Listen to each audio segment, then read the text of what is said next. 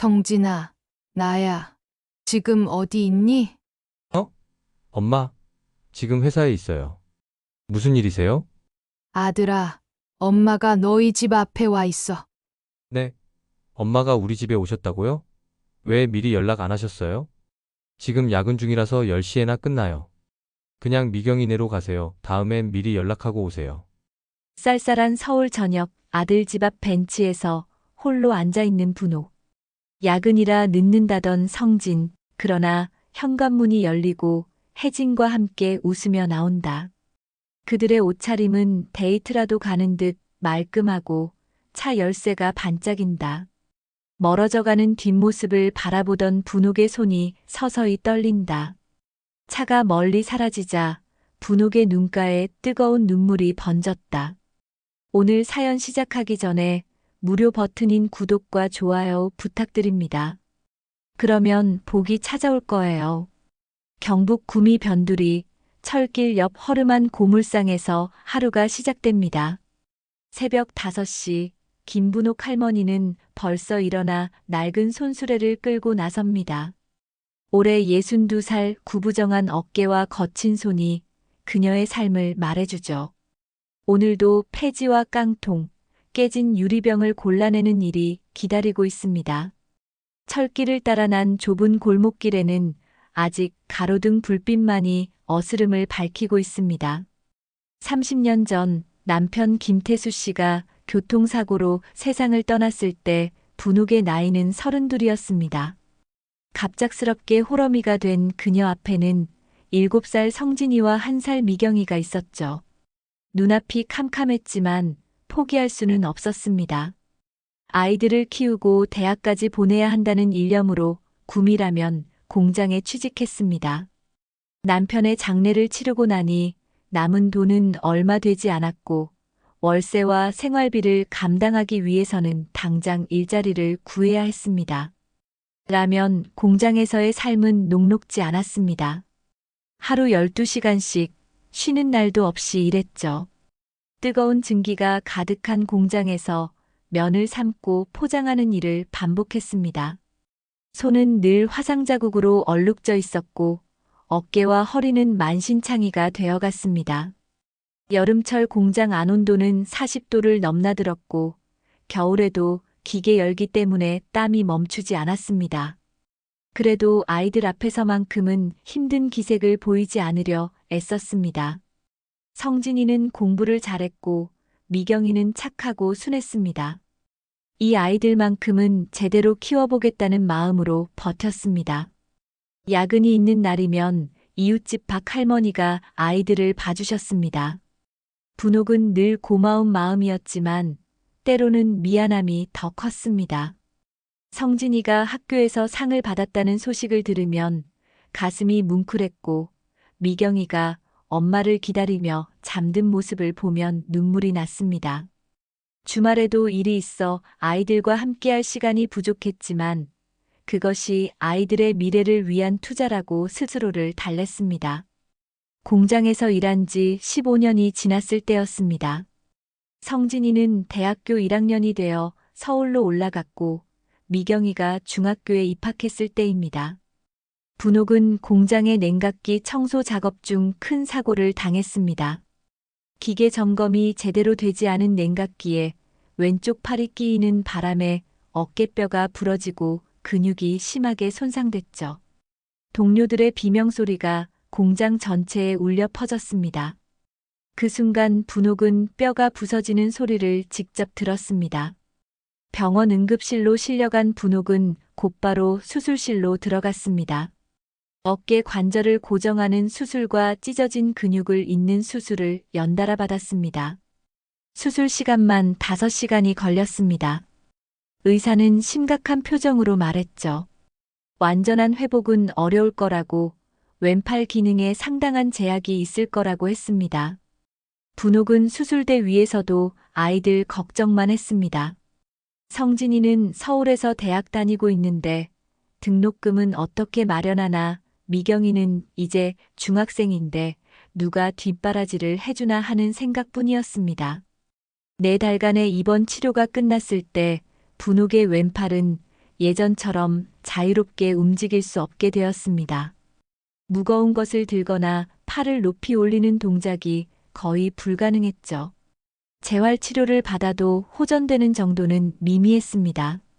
물리치료사는 꾸준히 운동하면 조금씩 나아질 거라고 했지만 분옥은 이미 현실을 받아들이고 있었습니다. 회사에서 받은 보상금은 2천만 원이었습니다. 수술비와 치료비, 그리고 입원 기간 동안의 생활비로 절반 이상이 사라졌지만 남은 돈은 고스란히 성진이의 서울대학 등록금으로 들어갔습니다. 분옥은 더 이상 공장에서 일할 수 없었습니다. 한쪽 팔이 불편한 몸으로 할 수 있는 일은 많지 않았죠.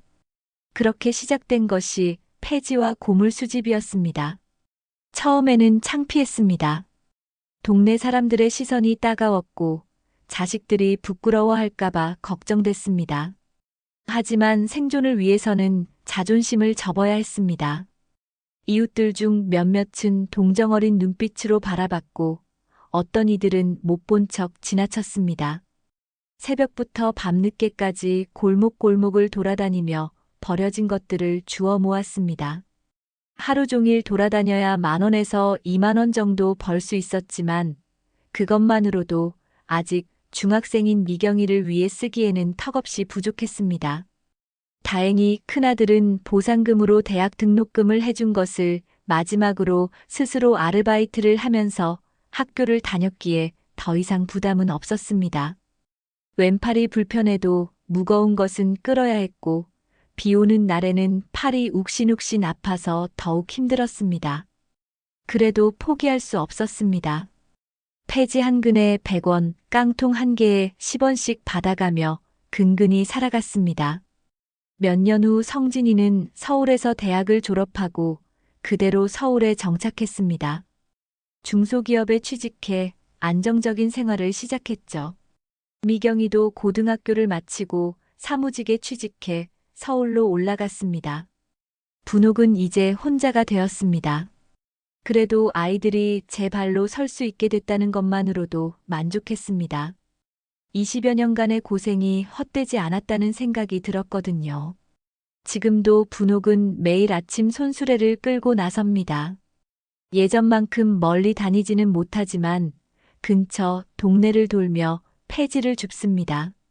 가끔 무거운 것을 들다가 어깨가 욱신거려도 참습니다. 아직 건강한 편이니 스스로 살아갈 수 있다는 게 다행이라고 생각하죠. 그렇게 오늘도 분옥의 하루가 시작됩니다. 아들 성진이는 37살이 되었습니다. 어머니의 희생으로 서울에서 대학을 졸업하고 지금은 강남의 한 중소기업에서 과장으로 일하고 있습니다. 월급은 300~150만 원 정도로 그럭저럭 안정적입니다. 30살에 결혼하면서 처갓집에서 마련해준 일산 아파트에 입주했죠. 성진에게는 6살 된 아들 하나가 있는데 이름은 준호입니다. 성진의 아내 혜진은 어머니인 분옥을 그리 달가워하지 않습니다. 시골에서 폐지를 줍는 시어머니가 창피하다고 생각하거든요. 친구들과 모임이 있을 때면 시어머니 이야기가 나오는 것조차 꺼렸습니다. 시어머니는 지방에 계셔서 자주 못 뵌다는 식으로 얼버무리기 일쑤였죠. 한 번은 친구가 시어머니가 뭘 하시냐고 물었을 때 작은 사업을 하신다고 둘러댄 적도 있었습니다. 성진도 점차 그런 아내의 눈치를 보게 되었습니다. 혜진은 아들 준호에게도 할머니에 대해 별로 언급하지 않았습니다. 할머니는 시골에 사시니까 가끔만 뵈면 된다고 말했죠. 그래서 준호는 할머니와 별로 친하지 않습니다. 명절에 잠깐 만나도 어색해하고 할머니가 손자를 예뻐해 주셔도 시큰둥한 반응을 보였습니다. 분옥은 그런 손자의 모습을 보며 서운했지만 내색하지 않았습니다. 명절 때만 어머니를 찾아뵙는 것이 성진의 연례 행사가 되었습니다. 1년에 2번 추석과 설날에만 얼굴을 보이는 거죠. 그마저도 아내는 온갖 핑계를 대며 따라오지 않으려 합니다. 준호가 감기에 걸렸다, 몸이 안 좋다 등등 매번 새로운 이유를 만들어냅니다. 결국 성진 혼자 내려오거나 아예 가지 않는 경우가 대부분이었습니다. 어머니를 뵐 때마다 성진의 마음은 복잡했습니다. 허름한 고물상과 구부정한 어머니의 모습을 보면 미안함과 동시에 어딘지 모를 부담감이 느껴졌거든요. 어머니는 늘 반갑게 맞아주시고 맛있는 음식을 준비해 주시지만 성진은 빨리 서울로 돌아가고 싶다는 생각만 했습니다. 특히 어머니가 요즘 일은 어떠니, 준호는 잘 크고 있니 하며 관심을 보이실 때면 더욱 부담스러웠습니다. 용돈도 명절 때만 주는데 보통 50만 원 정도였습니다. 그것도 아내 눈치를 보며 주는 정도였죠. 어머니가 고맙다, 너무 많이 줬다 하시면 별거 아니에요라고 말하지만 속으로는 이것도 주기 아깝다는 생각이 들 때가 있었습니다. 성진은 자신의 그런 마음이 나쁘다는 것을 알고 있었지만 쉽게 고쳐지지 않았습니다. 반면 딸 미경은 완전히 다른 삶을 살고 있었습니다. 31살의 미경은 고등학교 졸업 후 바로 취직해서 지금까지 한 회사에서 성실하게 일해왔습니다. 강남의 작은 무역회사에서 사무원으로 일하며 월급은 280만 원 정도 받습니다. 오빠보다는 적지만 그래도 꾸준한 수입이었죠.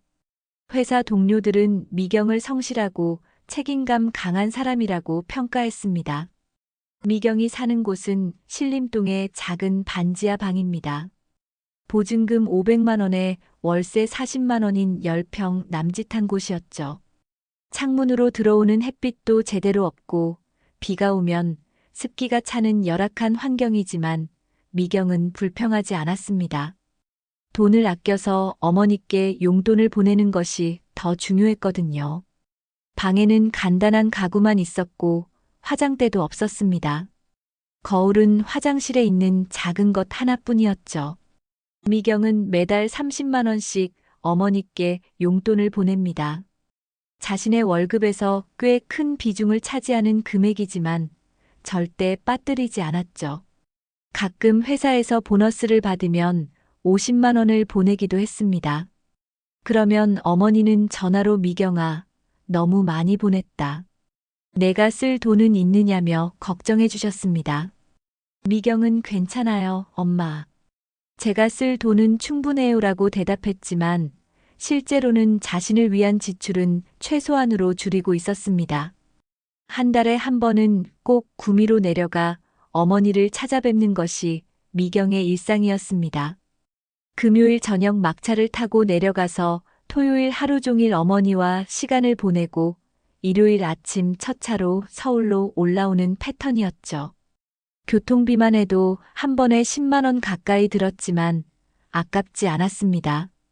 때로는 피곤해서 가기 싫을 때도 있었지만 어머니 생각이 나면 발걸음이 절로 향했습니다. 어머니를 뵐 때마다 미경은 가슴이 아팠습니다. 왼팔이 불편하신데도 무거운 폐지 더미를 정리하고 계시는 모습, 손수레를 끌고 다니시느라 굽어진 등 거칠어진 손을 볼 때마다 눈물이 났습니다. 특히 어머니가 무거운 것을 들려고 할 때면 미경이 재빨리 달려가서 대신 들어드렸죠. 엄마, 이제 그만 일하세요. 제가 더 열심히 벌어서 모실게요라고 말했지만 어머니는 아직 건강하니까 괜찮다며 웃어넘기시곤 했습니다. 미경은 연애도 제대로 해본 적이 없었습니다. 31살이라는 나이가 무색할 정도로 연애 경험이 전무했죠. 회사 동료들이 소개팅을 주선해줘도 번번이 거절했습니다. 지금은 연애할 마음이 없어요라고 말했지만 실제로는 데이트 비용이나 옷값, 화장품비 등이 아까웠거든요. 그 돈이면 어머니께 더 많은 용돈을 보낼 수 있다고 생각했습니다. 성진과 미경, 같은 어머니에게서 태어난 남매지만 어머니를 대하는 마음가짐은 천지 차이였습니다. 성진은 의무감으로, 미경은 진심으로 어머니를 챙겼습니다. 분옥도 이런 차이를 느끼고 있었지만 겉으로는 내색하지 않았습니다. 어느 쌀쌀한 가을날 오후 분옥은 평소처럼 손수레를 끌고 동네를 돌고 있었습니다. 그런데 읍내 구석진 곳에서 한 할아버지가 손을 흔들며 부르는 것이었습니다. 할머니, 잠깐만요. 그 할아버지는 낡은 창고 앞에 서 있었는데 얼굴에는 곤란한 기색이 역력했습니다. 무슨 일이세요? 분옥이 다가가자 할아버지가 한숨을 내쉬며 말했습니다.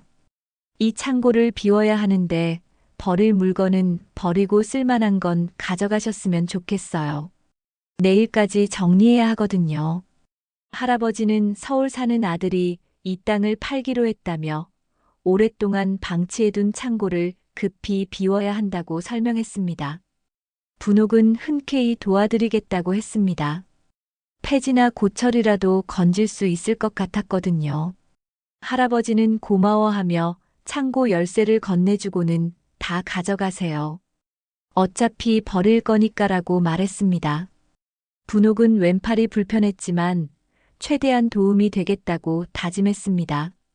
창고 문을 열자 곰팡내와 먼지 냄새가 코를 찔렀습니다. 안은 상상했던 것보다 훨씬 어수선했습니다.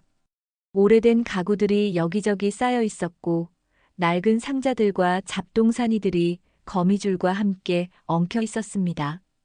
햇빛이 제대로 들어오지 않아 어둠침침했고 바닥에는 두꺼운 먼지가 쌓여 있었습니다. 분옥은 우선 문 쪽부터 차근차근 정리하기 시작했습니다. 낡은 의자, 부서진 찬장, 녹슨 철제 선반 등을 하나씩 밖으로 끌어냈습니다. 왼팔이 불편해서 무거운 것들은 끌어야 했지만 오랜 경험으로 요령은 터득한 상태였습니다. 중간중간 쉬어가며 천천히 작업했죠. 1시간 정도 지났을 때 창고 안쪽 구석진 곳에 놓인 커다란 장롱이 눈에 띄었습니다. 나무로 만든 옛날식 장롱인데 상당히 오래된 것 같았습니다. 분옥이 장롱 주변을 정리하려고 다가갔을 때 장롱 위쪽에 무언가 있는 것을 발견했습니다.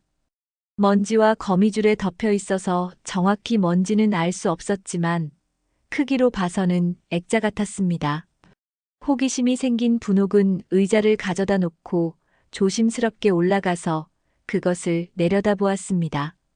역시 액자였는데 생각보다 꽤 컸습니다. 가로 세로가 각각 60cm 정도 되어 보였고 무게도 제법 나갔습니다. 유리 표면은 금이 가 있었고 액자 테두리도 곳곳이 손상되어 있었습니다. 분옥은 조심스럽게 액자를 바닥에 내려놓고 먼지를 털어냈습니다. 그러자 액자 안의 그림이 서서히 모습을 드러냈습니다. 캔버스 곳곳에 얼룩이 있고 일부는 색이 발해 있었지만 그림 자체는 놀라울 정도로 생생했습니다. 산과 나무 그리고 작은 오두막이 그려져 있었는데 붓질이 매우 섬세하고 색감도 독특했습니다. 분옥은 그림에 대해서는 문외한이었지만 이상하게 이 그림에 끌렸습니다. 뭔가 특별한 느낌이 들었거든요. 일반적인 그림과는 다른 무언가가 있었습니다. 특히 나무를 그린 붓질과 하늘의 색감이 묘하게 살아있는 것 같았습니다. 오랫동안 방치되어 있었는데도 그림에서는 어떤 생명력이 느껴졌습니다. 그림 구석에는 작은 글씨로 뭔가 적혀 있었습니다. 하지만 글씨가 너무 작고 흐릿해서 분옥으로서는 읽기 어려웠습니다. 안경을 쓰고 있었지만 나이가 나이인지라 작은 글씨는 잘 보이지 않았거든요. 화가 이름이라도 적혀 있나 하는 생각이 들었지만 확실하지는 않았습니다. 창고 정리를 마무리하면서 분옥은 이 그림을 어떻게 할지 고민했습니다. 액자는 깨져 있고 그림도 손상된 부분이 있어서 팔기는 어려워 보였습니다. 하지만 버리기에는 아까운 느낌이 들었어요. 뭔가 특별한 것 같았거든요. 결국 분옥은 이 그림을 집으로 가져가기로 결정했습니다. 집에 돌아와서 그림을 자세히 살펴보니 더욱 신기했습니다. 조명 아래에서 보니 색감이 더욱 선명하게 보였고 붓질의 섬세함도 더 잘 드러났습니다. 분옥은 이런 그림을 본 적이 없었습니다. 동네에서 가끔 보는 풍경화와는 차원이 다른 무언가였죠. 그날 밤 분옥은 그림을 거실 한쪽에 세워두고 한참 동안 바라보았습니다. 볼 때마다 새로운 느낌이 들었습니다. 때로는 평화로워 보였고, 때로는 슬퍼 보이기도 했습니다. 마치 그림이 살아있는 것처럼 느껴졌어요. 분옥은 이런 그림을 그린 화가는 어떤 사람일까 하는 궁금증이 생겼습니다. 분옥은 그림을 보며 묘한 기분에 빠져 있었습니다. 이상하게도 그림을 보면 마음이 차분해졌습니다. 그림 앞에 앉아 있으면 피로가 풀리는 것 같았어요. 하지만 분옥에게는 여전히 궁금증이 남아 있었습니다. 이 그림이 정확히 무엇인지, 누가 그린 것인지, 어떤 가치가 있는 것인지 알고 싶었습니다. 그래서 이웃에 사는 박 노인에게 상의해 보기로 했습니다. 박 노인은 젊은 시절 서울에서 살았고 다양한 경험이 있어서 이런 일에 대해 조금은 알 것 같았거든요. 다음 날 오후 분옥은 그림을 조심스럽게 포장해서 이웃집 박 노인을 찾아갔습니다. 박 노인은 70대 초반으로 젊은 시절 서울에서 공무원 생활을 했던 사람입니다. 퇴직 후 고향인 구미로 내려와 혼자 살고 있었죠.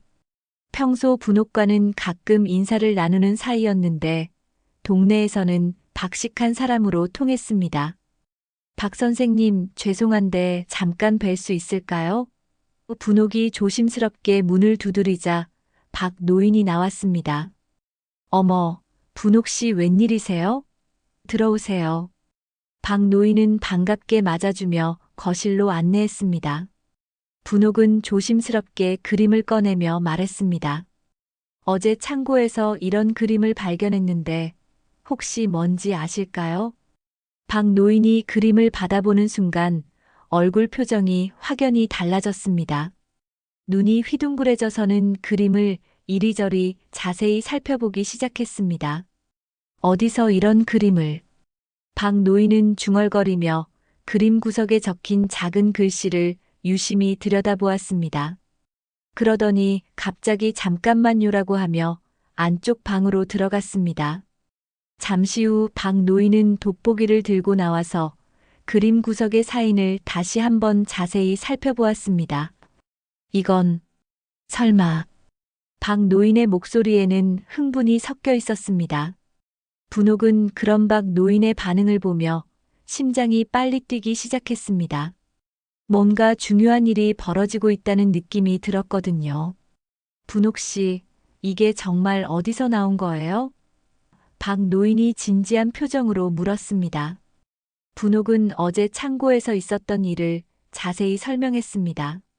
할아버지가 창고를 비우라고 했던 것, 장롱 위에서 발견했던 것, 그리고 집으로 가져온 경위까지 모든 것을 말했죠. 박 노인은 한참 동안 그림을 바라보더니 천천히 입을 열었습니다. 분옥 씨, 제가 확실하지는 않지만 이 그림이 혹시 장길준 화백의 작품이 아닐까 싶어요. 분옥은 장길준이라는 이름을 처음 들어봤습니다. 장길준이 누구인가요? 분옥이 물었습니다. 장길준 화백은 일제강점기부터 해방 후까지 활동했던 우리나라의 대표적인 화가 중 한 분이에요. 특히 풍경화로 유명했는데 이 그림의 화풍이나 기법이 장화백의 것과 매우 유사해요. 박 노인은 젊은 시절 미술에 관심이 많아서 여러 전시회를 다녔던 경험을 이야기했습니다. 박 노인의 설명을 들으면서 분옥의 마음은 복잡해졌습니다. 유명한 화가의 작품일 수도 있다는 말에 기대가 되면서도 한편으로는 믿기지 않았습니다. 자신 같은 사람이 그런 귀한 것을 발견할 리가 있을까 하는 생각이 들었거든요. 정말 그런 유명한 화가의 그림일까요? 분옥이 반신반의하며 물었습니다. 확실하게 말하기는 어렵지만 가능성이 높다고 봅니다.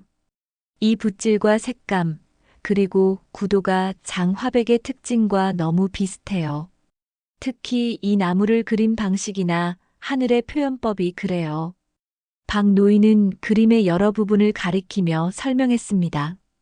분옥은 그런 설명을 들어도 잘 이해되지 않았지만 박 노인의 확신에 찬 목소리에 조금씩 믿음이 생겼습니다.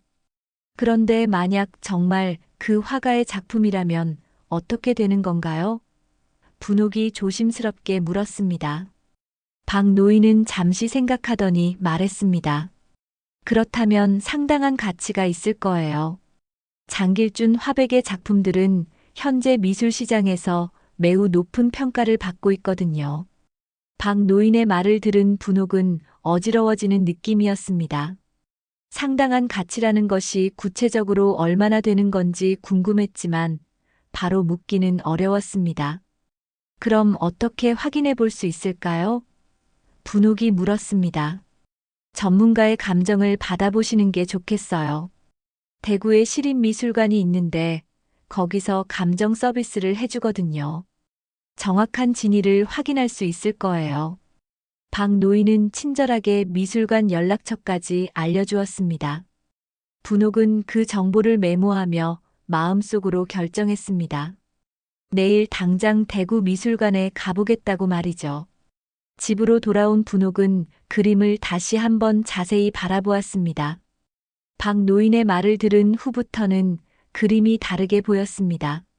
전에는 그저 예쁜 그림 정도로 생각했는데 지금은 뭔가 특별한 느낌이 더욱 강하게 들었습니다. 정말 유명한 화가가 그린 작품일까 하는 생각에 잠이 오지 않았습니다. 그날 밤 분옥은 여러 가지 상상을 했습니다. 만약 정말 값비싼 그림이라면 어떻게 해야 할까? 누구에게 말해야 할까? 팔아야 할까? 말아야 할까? 등등 복잡한 생각들이 머릿속을 맴돌았습니다. 특히 아이들에게는 언제 알려야 할지도 고민이었습니다. 다음 날 아침 일찍 분옥은 대구로 향했습니다. 평소에는 버스비가 아까워서 구미 밖으로 나가는 일이 거의 없었는데 이번만큼은 어쩔 수 없었습니다. 그림을 조심스럽게 포장해서 들고 대구행 버스에 올랐습니다. 가슴이 두근두근했습니다. 대구 시립미술관에 도착한 분옥은 접수처에서 감정 서비스에 대해 문의했습니다. 직원은 친절하게 절차를 설명해 주었고 분옥은 필요한 서류를 작성했습니다. 감정에는 며칠이 걸린다고 했지만 분옥은 기다릴 수 있었습니다. 오히려 결과가 나오기까지의 시간이 더욱 기대감을 증폭시켰죠. 미술관을 나오는 분옥의 발걸음은 가벼웠습니다. 아직 결과를 알 수는 없었지만 뭔가 인생이 바뀔 수도 있겠다는 예감이 들었습니다. 그리고 며칠 후 미술관에서 걸려온 전화 한 통이 분옥의 삶을 완전히 뒤바꿔 놓게 됩니다. 사흘 후 오후 2시경 분옥의 오래된 집 전화기가 울렸습니다. 평소에는 거의 울리지 않는 전화기였기에 분옥은 깜짝 놀라며 수화기를 들었습니다. 여보세요? 김분옥 어르신이시죠? 대구 시립미술관 큐레이터 이정민입니다. 차분하고 정중한 목소리가 들려왔습니다. 네, 맞습니다. 분옥의 목소리에는 긴장감이 역력했습니다. 감정 결과가 나왔다는 뜻이었으니까요. 어르신께서 의뢰하신 작품 감정이 완료되었습니다. 시간 되실 때 미술관으로 오실 수 있으실까요? 큐레이터의 목소리에서는 특별한 감정을 읽을 수 없었지만 분옥은 뭔가 중요한 이야기가 기다리고 있다는 느낌을 받았습니다. 지금 당장 가도 될까요? 분옥이 서둘러 물었습니다. 물론입니다. 오시면 자세히 설명드리겠습니다. 전화를 끊은 분옥은 급히 옷을 갈아입고 대구로 향했습니다. 버스 안에서 내내 가슴이 두근거렸습니다. 좋은 소식일까, 나쁜 소식일까 하는 생각이 계속 맴돌았죠. 대구 시립미술관에 도착한 분옥은 접수처에서 이정민 큐레이터를 찾았습니다. 30대 후반으로 보이는 단정한 여성이 나와서 분옥을 맞았습니다. 어르신, 안녕하세요. 이정민입니다. 큐레이터는 분옥을 사무실로 안내하며 따뜻하게 웃어주었습니다. 사무실에는 분옥이 가져온 그림이 특별한 조명 아래 놓여 있었습니다.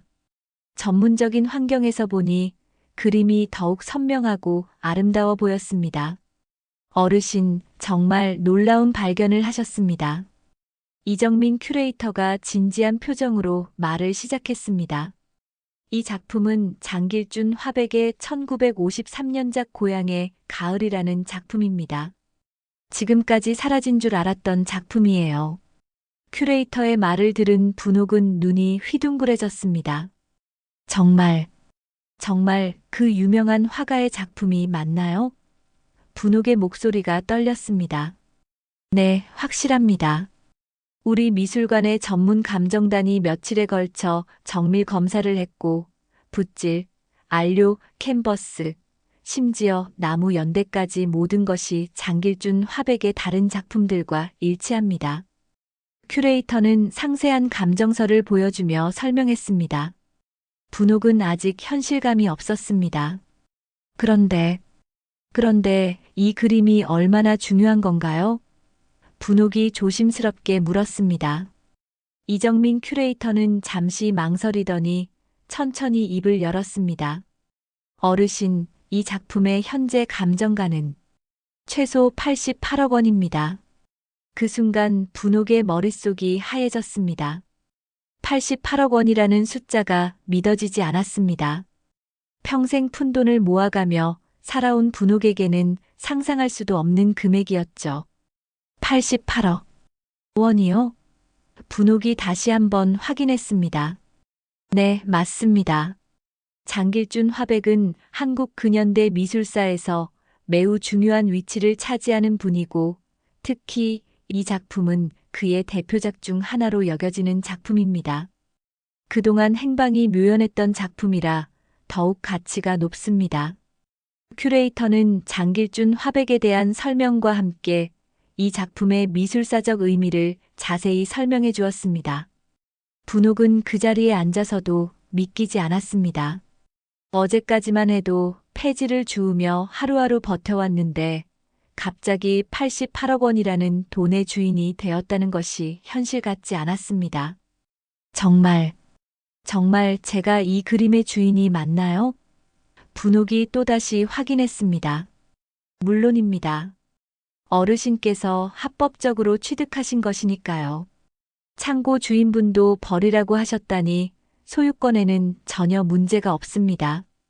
큐레이터는 법적인 부분까지 안심시켜 주었습니다. 미술관을 나오는 분옥의 발걸음은 붕 뜬 것 같았습니다. 손에는 정식 감정서가 들려 있었고 가슴 속에는 믿을 수 없는 기쁨과 동시에 두려움이 공존했습니다.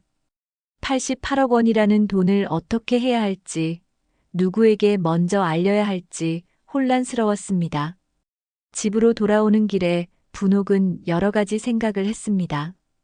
가장 먼저 떠오르는 것은 아이들이었습니다. 성진이와 미경이에게 이 소식을 알려야 할 텐데 누구에게 먼저 말해야 할까 고민됐습니다. 평소 자신을 더 챙겨주는 미경이에게 먼저 알리고 싶은 마음도 있었지만 큰아들인 성진이에게 먼저 알리는 것이 도리라는 생각도 들었습니다. 그날 밤 분옥은 잠을 이룰 수 없었습니다. 그림을 바라보며 이 모든 것이 꿈은 아닌지 계속 확인했습니다. 감정서를 몇 번이고 읽어보며 88억 원이라는 숫자를 되새겼죠. 이제 더 이상 폐지를 주우며 살지 않아도 되고 아이들에게 도움을 받지 않아도 된다는 생각에 눈물이 났습니다. 하지만 동시에 걱정도 생겼습니다. 이런 큰돈이 생기면 사람들이 어떻게 변할까? 아이들은 어떤 반응을 보일까? 혹시 나쁜 사람들이 접근하지는 않을까 하는 두려움도 있었습니다. 특히 그동안 소홀했던 성진이가 갑자기 달라질까봐 걱정됐습니다.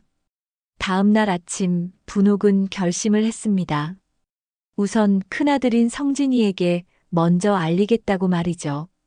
그것이 예의라고 생각했습니다.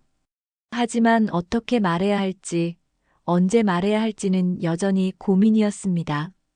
전화로 할 수도 있지만 이런 중요한 이야기는 직접 만나서 하는 것이 좋겠다고 생각했습니다. 분옥은 성진이에게 전화를 걸기로 했습니다. 그리고 서울로 올라가겠다고 말할 생각이었습니다. 하지만 그 전화 한 통이 예상과는 전혀 다른 결과를 가져올 줄은 꿈에도 몰랐습니다.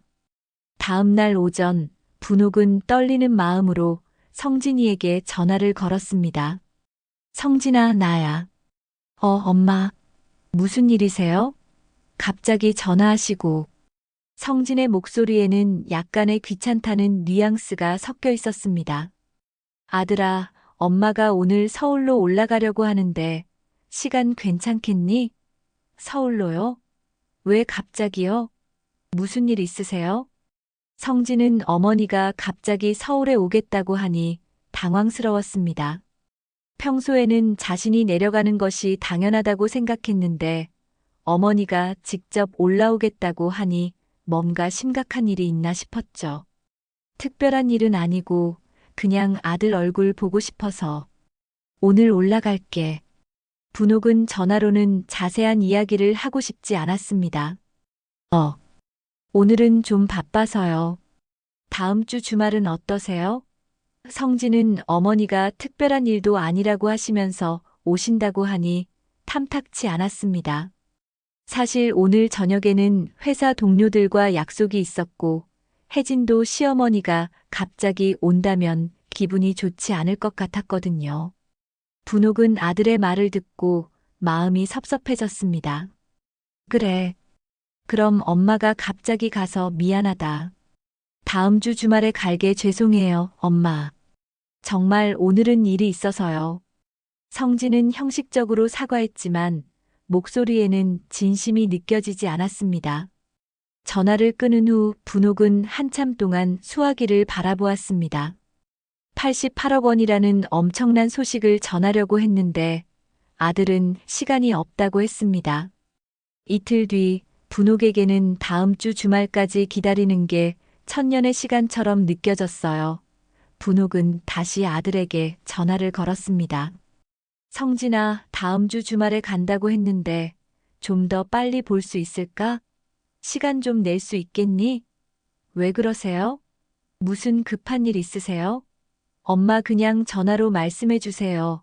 전화로는 하기 어려운 이야기야. 중요한 일이거든. 분옥의 진지한 목소리를 들은 성진은 혹시 어머니가 큰 병에 걸린 것은 아닌지 걱정됐습니다. 어디 편찮으세요? 그건 아니야. 분옥은 대답했어요. 어머니께서 아프지 않다는 말에 아들은 혹시 어머니가 돈에 관한 부탁을 하실 건지 걱정되었어요. 그럼 제가 금요일 저녁에 내려갈게요. 성진이 마지못해 약속했습니다. 하지만 결국 그 금요일 약속 날에도 성진은 회사 급한 일이 생겼다며 오지 못했습니다. 분옥은 그 후 애도 전화를 했지만 바쁜지 받지를 않았고 짧은 문자만 보내왔습니다. 죄송합니다. 다음 주에는 꼭 갈게요. 그 다음 주에도 성진은 오지 않았습니다. 이번에도 회사 일이 많다는 이유였습니다. 분옥은 점점 마음이 무거워졌습니다. 아들에게는 자신보다 중요한 일들이 너무나 많다는 것을 실감했거든요. 결국 분옥은 직접 서울로 올라가기로 결심했습니다. 미리 연락하면 또 핑계를 댈 것 같아서 이번에는 예고 없이 찾아가기로 했습니다. 기차표를 끊고 서울행 열차에 몸을 맡겼습니다. 가방 안에는 소중한 감정서가 들어 있었습니다. 오후 5시경 성진이 사는 일산 아파트에 도착한 분옥은 초인종을 눌렀습니다. 한참을 기다렸지만 아무 소리도 들리지 않았습니다. 몇 번 더 눌러봤지만 반응이 없었죠. 아직 안 들어왔나 하는 생각에 분옥은 성진에게 전화를 걸었습니다. 성진아, 나야. 지금 어디 있니? 엄마. 지금 회사에 있어요. 무슨 일이세요? 성진의 목소리가 들려왔습니다. 아들아, 엄마가 너희 집 앞에 와 있어. 네. 엄마가 우리 집에 오셨다고요? 왜 미리 연락 안 하셨어요? 성진의 목소리에는 당황함과 함께 짜증이 섞여 있었습니다. 성진아, 엄마가 꼭 할 말이 있어서 왔어. 언제 들어오니? 엄마, 지금 야근 중이라서 10시에나 끝나요. 엄마 그냥 미경이네로 가세요. 성진은 귀찮다는 투로 말했습니다. 그럼 혜진이는 집에 있니? 아니요, 혜진이도 외출 중이에요. 늦게 돌아올 거예요. 준호는 학원 가고, 성진은 빨리 전화를 끊고 싶어 했습니다. 엄마, 저 정말 바빠서요. 미경이네 집으로 가세요. 다음에 미리 연락하고 오세요. 그래, 알겠다. 분옥은 전화를 끊고 아파트 현관 앞 벤치에 앉았습니다. 가을 날씨가 쌀쌀해서 옷깃을 여미며 아들을 기다리기로 했습니다. 10시까지는 5시간이나 남았지만 이미 여기까지 온 이상 기다리는 수밖에 없었습니다. 1시간, 2시간이 지났습니다. 분옥은 가끔 오가는 사람들을 바라보며 시간을 보냈습니다. 아파트 현관문으로 들어가는 주민들을 보면서 혹시 혜진이나 준호가 들어올까 하는 기대도 했지만 익숙한 얼굴은 보이지 않았습니다. 저녁 7시가 되었을 때였습니다. 분옥은 배가 고파서 잠시 근처 편의점에서 김밥을 사 먹고 다시 벤치에 앉았습니다. 거리가 어두워지기 시작했고 가로등이 하나둘 켜지기 시작했습니다. 분옥은 추위에 몸을 떨며 아들을 기다렸습니다. 그런데 저녁 8시경 믿을 수 없는 광경이 펼쳐졌습니다. 아파트 현관문이 열리면서 성진이 혜진과 함께 나오는 것이었습니다. 두 사람 모두 외출복을 입고 있었고 성진은 차 열쇠를 손에 들고 있었습니다. 분명히 회사에서 야근 중이라고 했는데 둘이 함께 어딘가로 나가려는 모습이었습니다. 분옥은 그 자리에서 얼어붙었습니다. 아들이 자신에게 거짓말을 한 것이었습니다. 회사에서 야근을 한다고 했는데 실제로는 집에 있었던 것이죠. 그것도 며느리랑 함께 외출을 하려고 하고 있었습니다. 분옥은 벤치에서 일어날 수도 없었습니다. 성진과 며느리은 주차장으로 향했습니다. 분옥이 있는 벤치는 조금 떨어진 곳에 있어서 그들이 자신을 발견하지 못했습니다. 잠시 후 성진의 차가 주차장에서 나와 도로로 사라져갔습니다. 분옥은 그 모든 상황을 지켜보며 가슴이 찢어지는 아픔을 느꼈습니다. 아들이 자신을 만나기 싫어서 거짓말을 한 것입니다. 야근이라는 핑계로 어머니를 피하려고 했던 것이죠. 혜진도 외출 중이라고 했는데 실제로는 그게 아니었습니다. 분옥은 아들에게 자신이 얼마나 부담스러운 존재인지 뼈저리게 깨달았습니다. 분옥은 벤치에서 일어나 천천히 걸었습니다. 88억 원이라는 엄청난 소식을 전하려고 서울까지 왔는데 아들은 자신을 피하고 있었습니다. 그 순간 분옥의 마음속에서 무언가가 확실히 정해졌습니다. 이 재산은 절대 성진에게 주지 않겠다는 결심이었습니다. 분옥은 택시를 잡아타고 신림동으로 향했습니다. 미경이라도 만나서 이 서러운 마음을 달래고 싶었습니다. 택시 창밖으로 흘러가는 서울의 야경을 바라보며 분옥은 눈물을 흘렸습니다. 신림동 미경이의 반지하 방에 도착한 분옥은 초인종을 눌렀습니다. 엄마.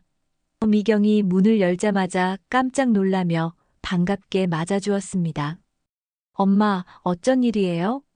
어떻게 갑자기 오셨어요? 어머, 얼굴이 왜 이래요? 미경은 어머니의 상기된 얼굴과 붉어진 눈가를 보고 걱정스러운 표정을 지었습니다. 얼른 들어오세요. 미경은 어머니의 손을 잡고 안으로 이끌었습니다. 엄마, 추우시죠? 여기 앉으세요. 따뜻한 차 끓여드릴게요. 미경의 다정한 목소리와 세심한 배려에 분옥의 마음은 조금씩 누그러졌습니다. 아들에게 받은 상처로 얼어붙었던 마음이 딸의 따뜻함에 서서히 녹기 시작했죠. 미경은 급히 차를 우려오며 어머니 곁에 앉았습니다. 엄마, 무슨 일이세요? 어디 아프세요? 갑자기 연락도 없이 어쩐 일이세요? 연달아 묻는 질문들에도 진심 어린 걱정이 담겨 있었습니다. 분옥은 딸의 손을 잡으며 마음이 뭉클해졌습니다. 이렇게 자신을 걱정해주는 사람이 있다는 것만으로도 위안이 됐거든요. 미경아, 엄마가 너한테 할 말이 있어서 왔다. 분옥은 깊은 숨을 쉬고 마음을 다잡았습니다. 무슨 말씀이세요? 미경은 어머니의 진지한 표정을 보며 조금 긴장했습니다. 혹시 건강에 문제가 생긴 것은 아닌지 걱정됐거든요. 분옥은 지난 며칠간 있었던 모든 일들을 미경에게 차근차근 이야기했습니다.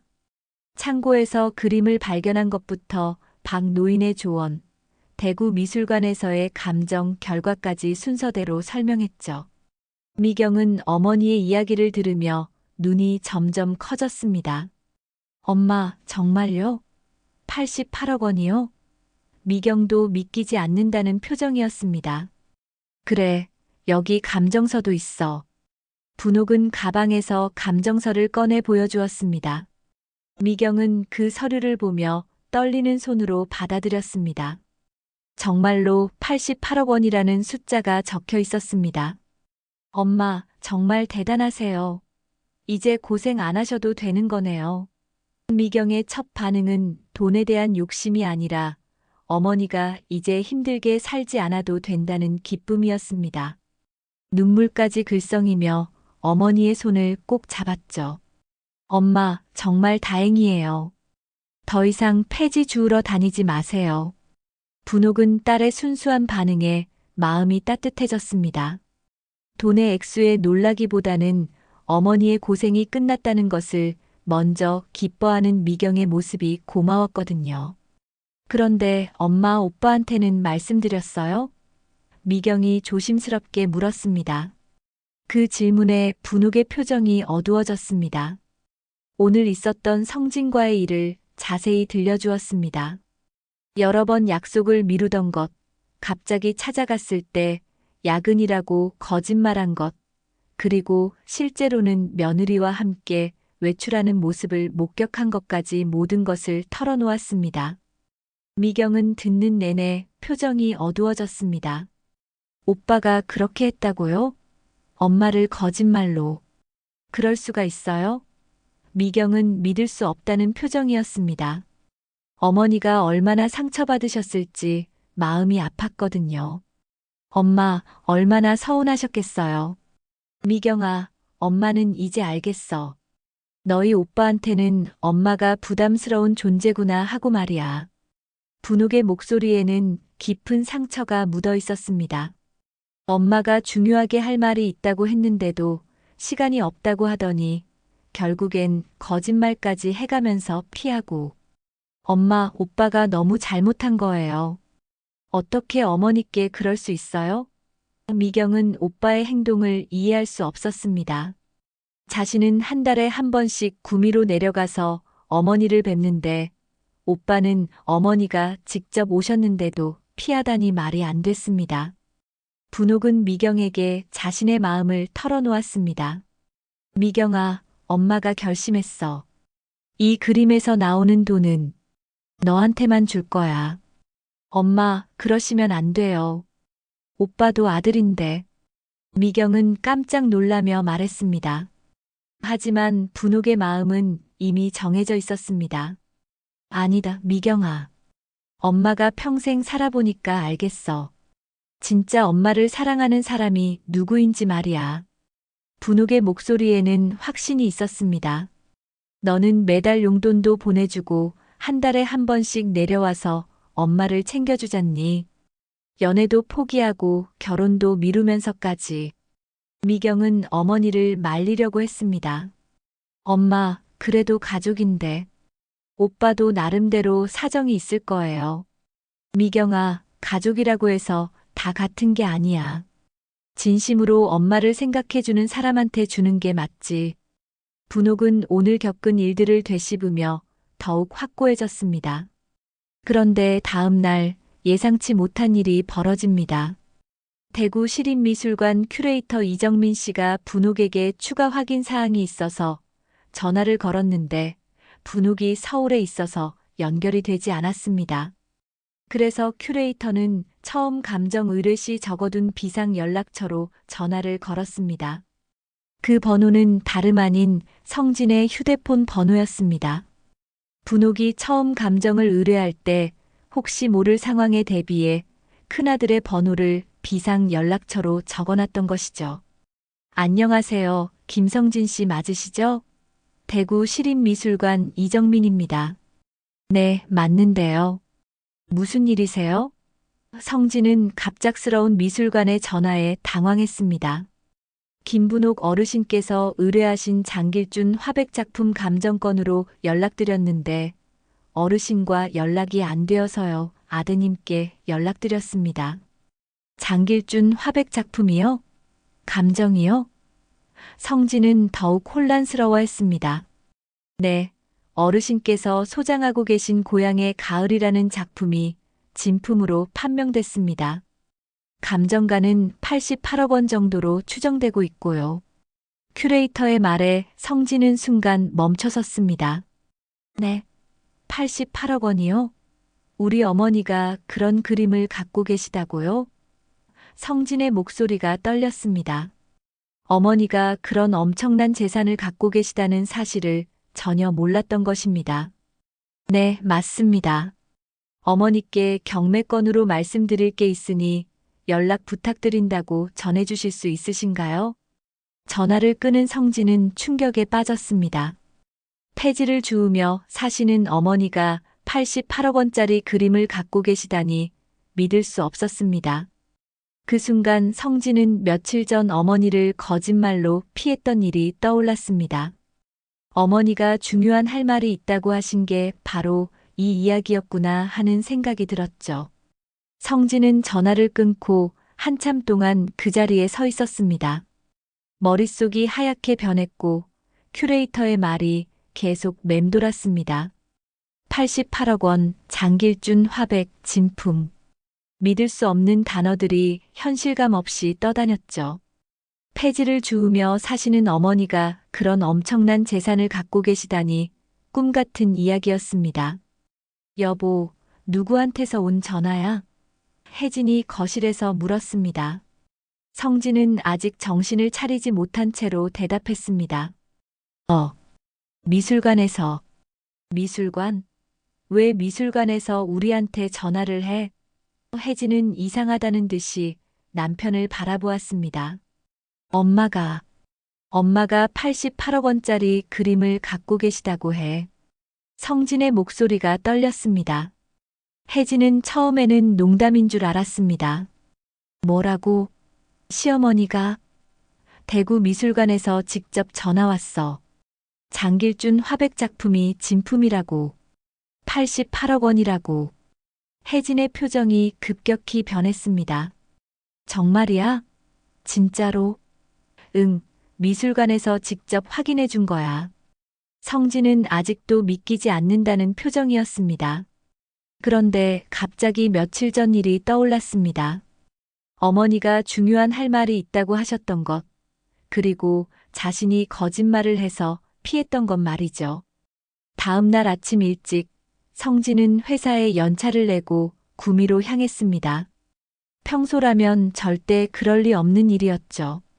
혜진도 함께 가겠다고 했고 이번에는 성진도 아내를 말리지 않았습니다. 큰돈이 걸린 일이라 함께 가는 것이 좋겠다고 생각했거든요. 하지만 구미에 도착해서 알게 된 것은 어머니가 서울에 계신다는 사실이었습니다. 성진은 급히 방향을 돌려 신림동으로 향했습니다. 반지하 방 앞에 도착해서 초인종을 눌렀을 때 성진의 마음은 복잡했습니다. 누구세요?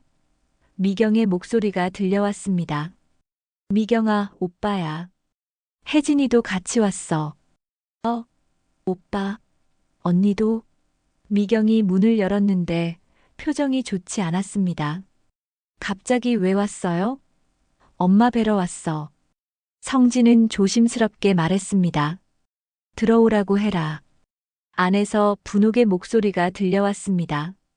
성진과 혜진은 조심스럽게 방 안으로 들어갔습니다.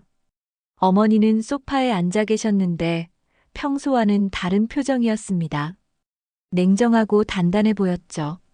엄마, 미술관에서 연락받았어요. 그런 중요한 일이었는데 제가. 성진이 말하려고 하자 분옥이 손을 들어 막았습니다. 됐다. 이제 알았으니까 됐어. 분옥의 차가운 반응에 성진은 더욱 당황했습니다. 어머니, 정말 축하드려요. 혜진이 갑자기 밝은 목소리로 말했습니다. 그런 귀한 그림을 발견하시다니 정말 대단하세요. 혜진의 태도는 완전히 달라져 있었습니다. 평소 시어머니를 대하던 모습과는 정반대였죠. 분옥은 혜진의 갑작스러운 변화를 차갑게 바라보았습니다. 그래, 고맙다. 어머니, 이제 정말 편히 사실 수 있겠어요. 저희가 모든 절차 도와드릴게요. 혜진은 적극적으로 나섰습니다. 성진아, 엄마는 이미 결정했어. 분옥이 말을 꺼냈습니다. 무슨 결정이요? 이 그림은 미경이한테 줄 거야. 그리고 경매에 붙여서 나온 돈도 미경이와 기부처에 나눠줄 생각이야. 분옥의 말에 성진과 혜진의 얼굴이 하얘졌습니다. 어머니, 그러시면 안 되죠.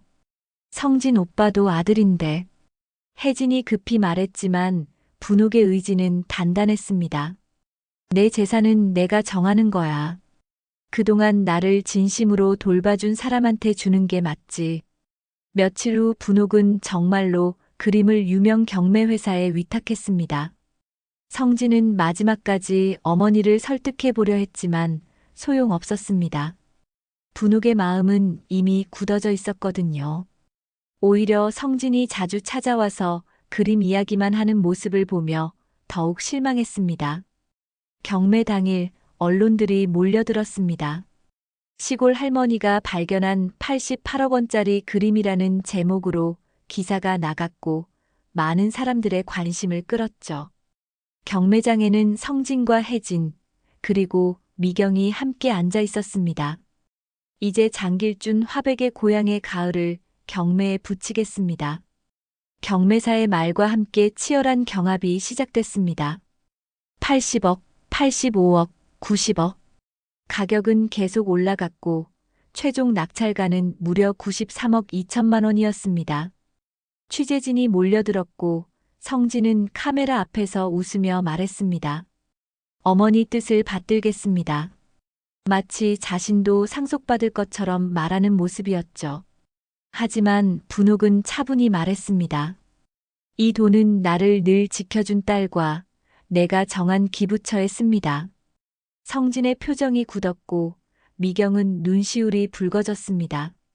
취재진 앞에서 공개적으로 선언된 어머니의 결정에 성진은 더 이상 어떻게 할 수 없었습니다.